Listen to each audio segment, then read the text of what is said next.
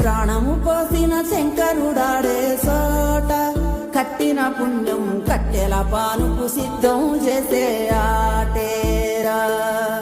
తల్లి బిడ్డకు మధ్యన కట్టిన కోట కుక్కెడు నిప్పుల పట్టము గట్టి బద్దలు కొట్టే మాటేరా.